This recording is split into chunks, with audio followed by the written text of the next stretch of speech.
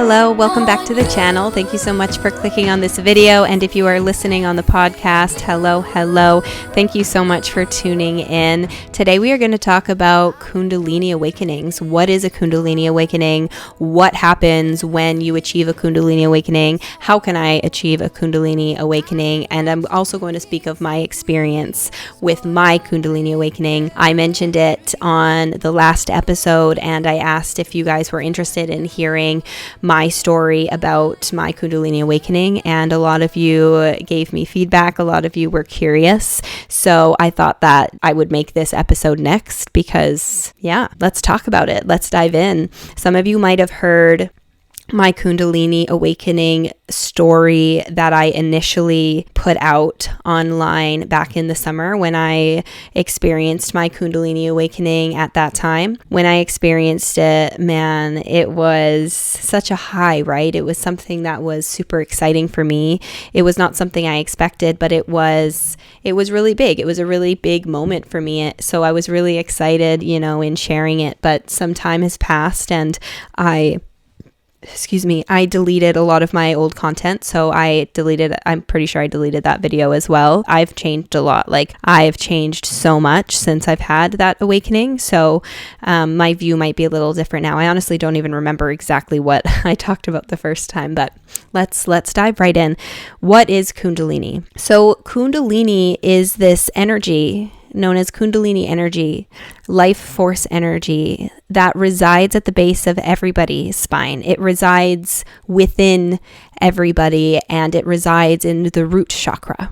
And when this Kundalini life force energy awakens, it rises quite literally up through your spine, up through all of the chakras, until it reaches the crown, and then it releases this DMT and it helps you reach enlightenment. I mean, we're here learning, forever learning and growing here on earth. So we're never fully enlightened because there's always more to learn, but a Kundalini Awakening helps you reach that enlightenment, so to speak. It helps you wake up. It really, really helps you see things for what they really are. It's a huge part in a spiritual awakening, in a person's awakening.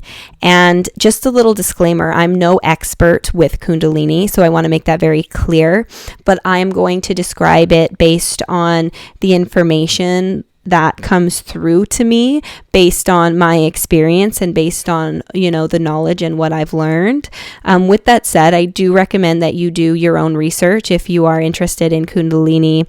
There's a lot of things that I can't speak of. I know that this concept is a concept within many religions. I know it's within Hinduism, Christianity, and I'm going to talk about that specifically. I'm going to talk about Christ consciousness because Kundalini is just another word for Christ consciousness. Like a Kundalini Awakening is achieving Christ consciousness. So I'll be able to speak on that because I have personal experience with that. But when it comes to the other religions and how, it links, I don't necessarily have the knowledge behind that, but know that it is a universal concept. This is something that is spoken of in different ways and through different lenses in different cultures and religions and science as well. I mean, this is literally, we have this energy that resides at the base of us, every single one of us. Experiencing a Kundalini Awakening, everybody can experience one.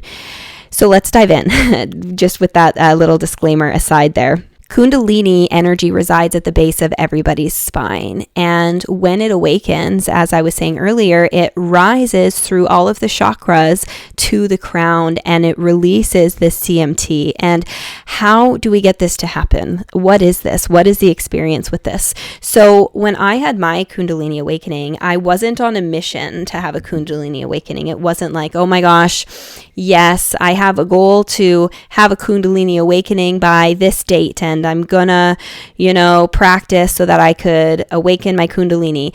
That was not my mindset, to be completely honest. Kundalini was not even a thought on my mind. I knew what Kundalini was, kind of. I knew it was depicted as the serpent. I had heard the word here and there. I knew that it resided at the base of our spine and I knew that it rose up when it was awakened, but I wasn't that's all I really knew. I knew the basics of it. I didn't do much research into it. I was very much so on my journey. I was on my healing journey, and I was going through a lot. Like, I was going through a massive awakening, and I will do another story on let me know, are you interested in my spiritual awakening story? And I'll talk about everything that kind of transpired for me. Let me know in the comments if you're interested in that, because I will, if I get enough feedback, I definitely will do that one maybe next. But going back to the Kundalini, I was really on my journey. Like, I was on a huge journey, a huge spiritual awakening journey, and a really, really big healing journey, because the healing journey is integral. It is instrumental in spiritual awakening. And because I was on that journey, I had a Kundalini awakening. In order to have a Kundalini awakening, you need to really be on the journey of, I want to say, self-improvement, the journey of healing, the journey of alignment, the journey of coming home to self, the journey of awakening. And it's not just going to happen if you wish it to happen. It's not something you're like, okay, I'm going to manifest a Kundalini awakening, I'm going to sit and manifest it. It doesn't work that way. It's something that will unfold for you the more you grow and the more you awaken. With that said, there is something called a spontaneous awakening, and that can happen if you have a severe injury, for example, to your tailbone. It can actually cause this energy to awaken within you. And that there's some dangers associated with that, because if you're not on a spiritual journey, so to speak, and all of a sudden you're awakened out of nowhere, it can bring people into psychosis. I know people have ended up in, it essentially, from what I've heard, it can be dangerous if you're not ready for it to awaken, which is why you would want it just to happen naturally, because it will happen when you're ready for it, and what's meant for you won't pass you by. So don't worry if you haven't had a Kundalini awakening. It doesn't mean you're not awake. It doesn't mean any of that. Like, before I had my awakening, trust me, I was, very much so spiritual. It doesn't make you any less spiritual if you haven't had an awakening. So I just want to make that very clear. There's no, and everyone's different and everyone's paths are different. But know that if, you haven't had one and you're like, I kind of want to have one, know that you absolutely can have one. Just don't rush it. There is no rush. And often when we put expectation on something, it actually slows it down from actually occurring. It's, that darn law. When you want something, you're putting out the energy of wanting it as opposed to the energy of attracting it. So just keep that in mind as well. There's nothing wrong with wanting it to happen. Just don't stress about it. Don't stress about it. Just know that if you want to have one, you probably want to have one for a reason. It probably will be on your path at some point. Don't rush it. It'll happen when it's supposed to. So I just want to make that disclaimer as well. And sorry, going back to what I was saying, there are things you can do to help liven up the energy. Things such as Kundalini yoga, things such as Kundalini Reiki. My friend Natalia, she does Kundalini Reiki, and she can help clear the energy centers. She can help with the Kundalini energy. She can help it rise, help it, get moving. So if that's something you're interested in, I'll definitely link her down below. Check her out. But there are things you can do to help awaken it. So if you want to have a Kundalini awakening, you could definitely do those things, such as the Kundalini yoga, Kundalini Reiki. But again, take away the expectation of actually having a Kundalini awakening and focus on you and focus on your growth and focus on your development, because in order to have a Kundalini awakening, it's really important to be aligned mind, body, spirit, to be healthy mind, body, spirit. You don't need to be perfect. You don't need to be fully healed or any of those things. But there are certain things that need to be in alignment in order for this energy to awaken. So let's talk about the body, for example. Doesn't mean you need to look a certain way, but it's taking care of your body. How are you taking care of your body? Are you moving? Are you exercising? Are you eating nourishing foods? Are you eating foods that make you feel good, that give you energy? Are you getting enough rest? Are you getting enough sleep? Are you taking care of your body? Are you listening to your temple? Are you treating it as a temple? Are you treating it with respect? So that's really important to be in alignment. Your mind as well Do you make time for yourself? Do you meditate? Do you journal? Do you have practices that keep you connected to spirit, that keep you grounded, mind, body, spirit? So it's everything. It's all aspects, it's balance. And again, you don't need to be perfect in any of those areas, but it is about balance, and it is about truly being in alignment in all areas, and remaining grounded, I want to say, is very important as well. And as it awakens, going back to my Kundalini awakening, it was interesting because, as I said before, I wasn't trying to make it happen. It wasn't a goal. It wasn't something like, oh, this is really what I want to do. But close to my Kundalini awakening, all of a sudden I was seeing the word Kundalini everywhere. Like, I swear, out of nowhere, my ads on my phone were Kundalini yoga class. And I don't talk about Kundalini. Like, it wasn't even a word that I, spoke of. You know how like your phone listens to you and your phone will like deliver you ads based on what you're talking about. I wasn't even talking about this stuff, and all of a sudden it started popping up in my ads. All of a sudden, I was in San Diego at the time. I remember going into this coffee shop, and this coffee shop doubles as like this spiritual, it's super cool. It was, Maya Moon Collective. I still order their cocoa. Their drinking cacao is so flippin' delicious. It's expensive, like delivering it all the way here, but it's so worth it. But it was this cute coffee shop, and it had like a spiritual like twist to it. You could order like a divine feminine turmeric latte, or you know what I mean? Like, it was just such a beautiful place that, the universe guided me to. And they had classes there. So they would have like sound healing. I actually did acupuncture while I was there for the first time. And they had a Kundalini yoga class. And I'm seeing the word Kundalini everywhere, and I'm like, what the heck? I'm like, is the universe trying to tell me to do Kundalini yoga? Like, maybe I should do a Kundalini yoga class. So then I saw the Kundalini yoga at the place. I'm like, oh, the universe definitely wants me to do a Kundalini yoga class. Like, maybe I need to learn about Kundalini. Like, why do they keep bringing Kundalini into my existence? And I go to sign up for the Kundalini yoga class, and it was gone. Like, the Kundalini yoga class, it was like full or whatever, and there was no other class there by the time for my stay there. Like, the next class was after I was like out of San Diego. So I was like, this is so interesting. Like, the universe keeps bringing Kundalini into my, existence, but when I try to like take action on it, when I try to like take a Kundalini yoga class, there's no space left in the class. So I was like, okay, whatever. I didn't really fixate on it. And then literally like a day or 2 days later, I experienced my Kundalini awakening. And then it made sense why they were shoving that word in my face. It made sense because when it started happening, I wouldn't have known what was happening. Do you know what I mean? The only reason why I clued into what was happening is because they were showing me clues leading up to it, so that Kundalini was on my mind.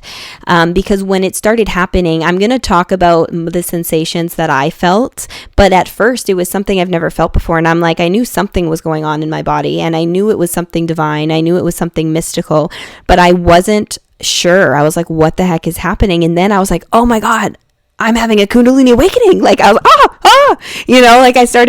I got really, really excited. And then because I got really excited, I had that expectation of having a Kundalini awakening, and it stopped. Like, my Kundalini, I felt the energy go up and it went back down. And then I like relaxed, and then anyways, I ended up having the Kundalini that same day. Like right after that, I was able to like bring it back up again. But I'll talk about that in a moment. But going back to what I was saying earlier, the universe, like, it will happen on your path when it's supposed to happen. For me, it happened because I was focusing on me. I was focusing on my self-love journey. I was focusing on just growth and expansion. And for me, it actually happened after I met my twin flame. And if you are new here, yes, I believe in twin flames. I did not believe in them before. I only believe in them because I had personal experience with them. With that said, I don't think a twin flame relationship is any better than a soulmate relationship. They're simply different, and they're here. Different relationships are here for different people based on the path they chose for themselves. I chose a path with a twin flame, and I have a whole episode on it. I recommend you listen to it because I talk about the dangers of the terminology. I talk about how the word is just thrown around. around. I talk about how, I talk about all of it. I talk about how like cults have been formed as a result of it, but I also talk about my personal experience with it and the truth within it as well. So if you're interested, definitely check that video out. I link it down below as well. But my Kundalini Awakening happened a couple weeks after me and my twin flame came together in person for the first time. Typically on the twin flame journey, after you come together for the first time in person, it's a catalyst to a massive awakening, and that's exactly what happened for me. I had a Kundalini Awakening, and let me talk about my experience with it. I'll talk about how it felt for me, and then I'll talk about maybe some guidance or tips for you or whatever else I guess wants to come through. So for me and my awakening, I was on a dose of mushrooms. I took a macro dose, I think 3 or 4 grams, something like that. And I had the intention of going on a journey that day, and I didn't have the intention of having a Kundalini Awakening, but I set the intention. I knew I was supposed to go on a journey that day. I was very much so on a journey. And again, I'll talk about more details about that if you're interested in my spiritual awakening story. I set the intention to be whatever is most needed for my growth and development at this time is kind of what I asked for. And it led into having a Kundalini Awakening. And I started feeling this energy at the base of I started feeling it at my root chakra. And before I dive into that, I just want to make clear, every time I do journeys, I don't just like take mushrooms just for the fun, just for, the sake of it. I'm very intentional with it and very ceremonial with it. It's like a prayer for me. It's sacred. It's very sacred for me. I take this very, very seriously. So I just want to put that out there. It's not like, I chose to do some mushrooms and, this is what I was doing. Like, no. Like I'm very, like, to me, this is holy. Like, this is holy. It very much so is. So I just feel like I need to say that. So I went in to this very intentional, and, whatever happened at the beginning, I don't exactly remember, but I'm lying down and all of a sudden I feel so much sexual energy at my root. Like I am feeling like, holy crap, like not gonna lie, like horny, just like, whoa, it was everywhere.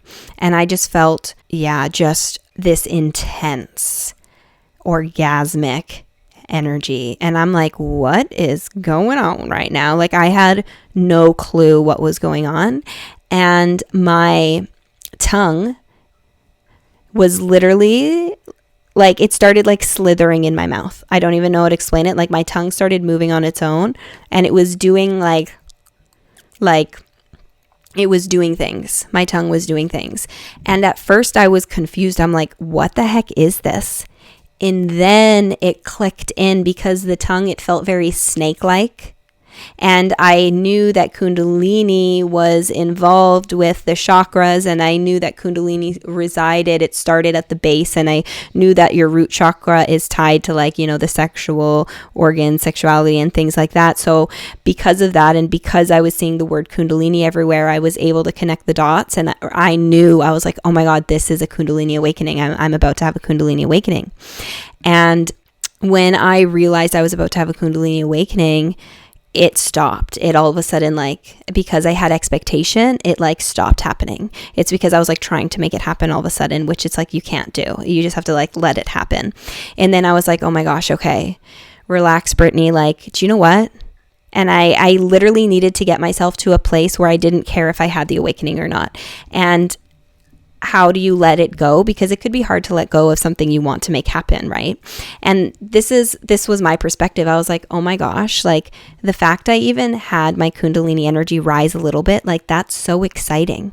I was so proud of myself just for that. And I said, you know what, Brittany, there's no rush. There's literally no rush. You're going to have a Kundalini Awakening eventually. Obviously, it's wanting to rise a little bit. You can feel it. It's here. It's okay if it doesn't make it all the way up today, because sometimes, Kundalini Awakening for people happens in parts. It doesn't necessarily rise all the way up the first time, and that's okay. And that's just what I was saying to myself. And I also just felt the presence of spirit. I felt the presence of my ancestors. I felt the presence of my spirit guides surrounding me. And it was just such a beautiful, beautiful energy. And I felt them encouraging me. I felt them supporting me. I felt them being like, you got this. And I remember asking them, I said, can you help me like let go and do this? And the energy I got back from them was like, we can't help you. This is all you, but we believe in you. We have faith in you, and we are here cheering you on. And I'm getting just like emotional and chills thinking back to it. It was just the most beautiful feeling of love and support that I've ever felt. And then I went back and I let it go. And I was like, okay, Brittany, like, it's okay if it doesn't happen. And I was able to let it go. And then I felt the energy start again. And the same thing. And this time I was able to let it go and just let it be and be really much so in the present. And I really could feel that energy. I felt that sexual energy, and then I felt it rise, and that sexual energy kind of started dissipating as it rose. And I definitely felt like it was clearing energy blockages for me, because the energy would rise and it would stop at a place in my body, in my stomach. It would straight up stop, and the energy associated with those blockages was uncomfortability. It was so uncomfortable.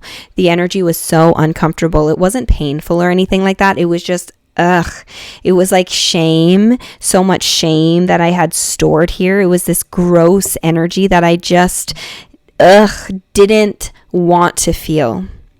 It was energy I didn't want to feel. It was energy I did not want to sit in, but it was blockages within me. And I knew that I needed to sit in that energy and feel it so that I could release it, so that the energy could clear. So that's exactly what would happen. It would rise up to this shame. And I feel like now I could say it was feelings of shame. At the time, I couldn't put a word to it. All I could say was it was this really uncomfortable, gross feeling. And in hindsight, I'm like, that's shame. I had a lot of blockages in my womb space and my solar plexus, and I know that this ties back to childhood wounds. This ties back to being raped. It ties back to a lot of things that I've experienced. And before my Kundalini Awakening, on another journey of mine, I knew that spirit, aliens, whatever you want to call it, like it really felt like extraterrestrial beings were clearing energy from my womb space for me. They were clearing gunk out. And I knew that there was a lot there. And with my healing, there was a lot of healing that I was doing during this time as well. Like I was really processing my rape at this time. I was really processing a lot of things and a lot of this sexual shame that I accumulated for so long. And these blockages need to be cleared, which is why healing is so important. If you want to have a Kundalini Awakening, it's clearing these blockages. And what are blockages? It's parts of you that are unhealed that need healing. That's what it is. Energy stores within you. It's work that, yes, you could get Reiki, you could get people that help you clear this stuff, but a lot of it you need to do as well, because you are in the driver's seat. You're in control. You are the one with the wound. Only you are the one with the antidote for that wound as well. Not saying other people can't help, because don't get me wrong, energy work, Reiki, it could do miracles, but at the end of the day, it could only do so much, and it's you that, you know what I mean? You get what I'm saying? It's like you could go to the doctor and they'll help clear it out. But if you don't fix the root of the problem, there's possibility for that energy to kind of grow. So going back to what I was like saying before, I knew at the time I didn't know what it was, but I knew I needed to sit in those feelings, and I knew that it was clearing out energy that was residing within me, and it was really freaking uncomfortable, but I did it. And the ego wanted to step in. The ego wanted to come in and be like, oh, this is not comfortable. Think of something else, Brittany. Don't sit in this uncomfortability. And that was hard. I really needed to put my ego aside, because the ego is there to keep me safe. The ego is like, oh, we don't want to make you uncomfortable. Do you know what I mean? So, it was challenging in that sense. And I would feel it be at this energy center or this blockage. And when it dissipated, my body would physically react. I'm not even kidding you. My body would physically react. I would feel like this energy here, and it felt like this accumulation of energy and uncomfortability, and then it would dissipate and my stomach would gurgle in that exact spot. I was like, what the fuck is happening? Like, I knew it was happening, but it was just wild to have that physiological response to the energy shifting, the energy shifts that was happening within me. It was really cool. And as uncomfortable as it was cool at the same time. And this happened like 2 or 3 times, at least twice, maybe 3 times, where it moved up and it was really uncomfortable, and finally it shifted and then it moved up, and again I had to sit in that uncomfortability. And it was mainly around like my stomach, my solar plexus, like that, my womb space. That's most of where my blockages were. And once it got past that, it moved up relatively like faster, like through the other energy centers. And then I knew when it reached my crown, because it was just this like release of DMT. It was just this like euphoric feeling. And it was, my experience was very big. It was very, it was like bold font is like what's coming to mind, like personified. And the reason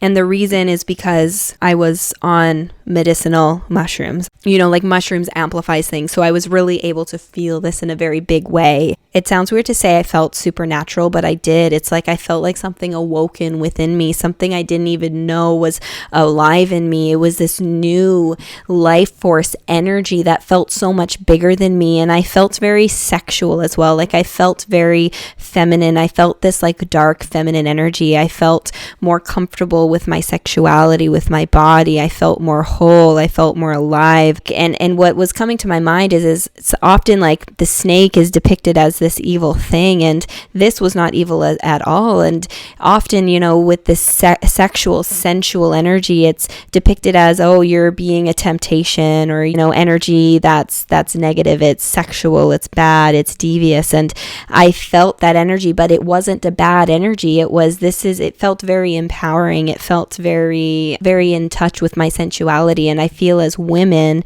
we are really made to feel like feeling and being in touch with our sensuality is dirty. You know, we're made to feel uncomfortable, and it shouldn't be that way at all.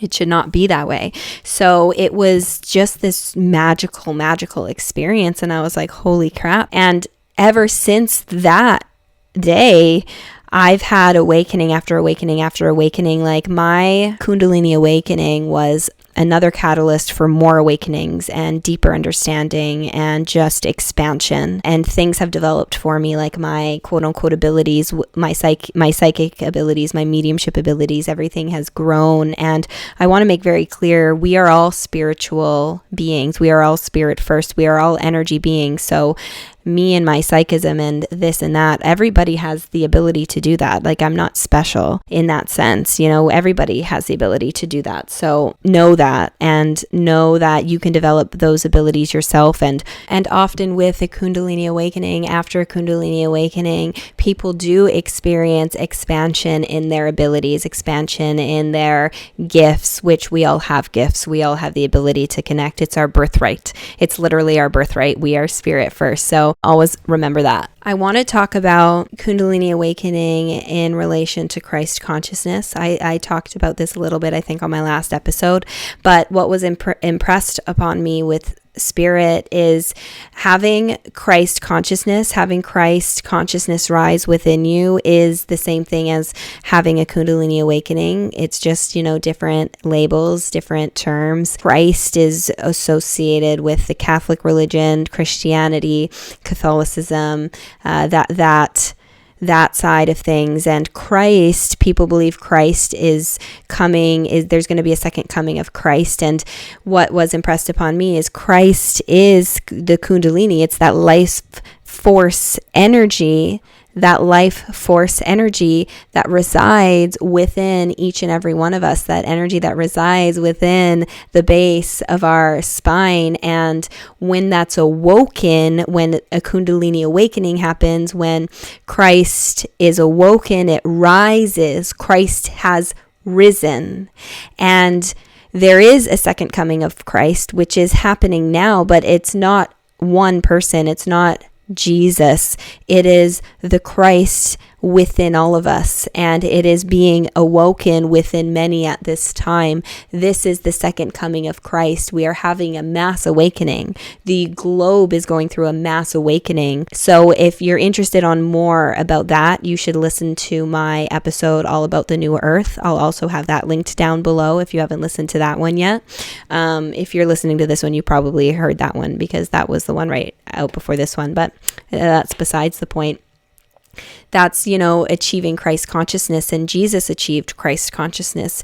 Jesus had a Kundalini awakening, and that's what he was trying to teach others. And this now is the second coming of Christ, the awakening of Christ being risen. So it's interesting, and it's within each and every one of us. Everybody has the ability to awaken this life force energy. It's our birthright. It's literally our birthright, but we get stuck in the day-to-day. We get stuck in this matrix. We get stuck with, work, routine, responsibilities. And, I'm not blaming you for any of that. It's difficult when we're born into something, and when these views and these limitations are impressed upon you, it's really hard to shake those. But as a result of that, so many people are asleep. This life force energy that resides within all of us is remaining dormant. A lot of people don't even know that this is real. A lot of people don't even know that this exists. I didn't know this existed until my own spiritual journey and until I found it on my own. But this is something that resides within all of us. You'd think that we'd learn about it. You'd think that, it was something that was important to teach, but it's not talked about. And so many of us are asleep, but this is shifting and this is changing. And this is why it is important to talk about these things. So if you attracted this video into your reality, there's a chance that you might experience a Kundalini awakening, or there's a chance that you have already, maybe you're listening and you're like, oh, I've been there, been there, done that.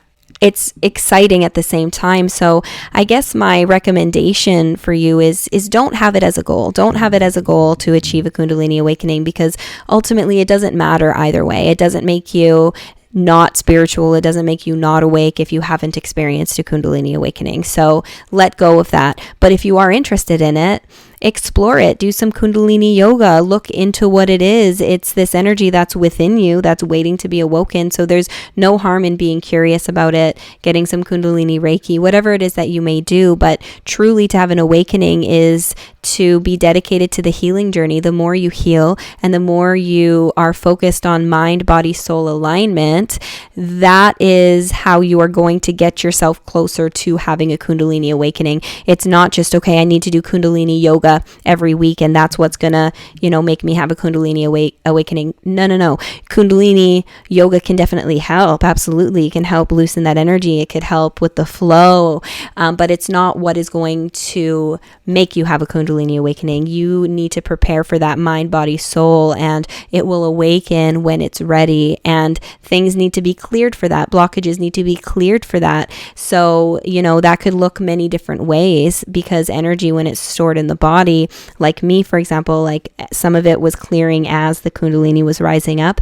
And I want to, talk about how every Kundalini awakening really is different for everybody. This was just my experience. Other people describe it as this jolt of energy that just kind of like surges through them. For other people, it's not as obvious. For other people, it's, it happens in steps. It happens over like a period of time. My friend Natalia, for her, it happened, I think, over the span of like a few days, or it's like she had her awakening, but then there was like pieces to it that came afterwards. She experienced her awakening completely sober. She wasn't on medicinal mushrooms at all. So it is different for everyone, and it doesn't need to look a certain way.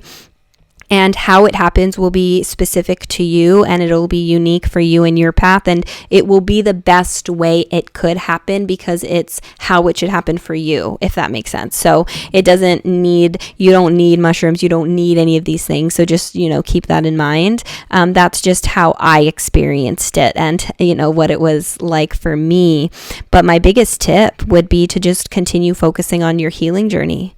Focus on your healing journey, because by doing that, you are going to be clearing out those blockages, by healing, and the self-love journey, truly loving yourself, mind, body, soul alignment. And by doing that, it's inevitable that it's going to happen on your path. Like truly, I feel like it's just something that'll happen. And again, there's no rush, and there's nothing wrong with you if it's not happening or if it doesn't happen. There's a reason for everything. So remember that. Don't rush the process.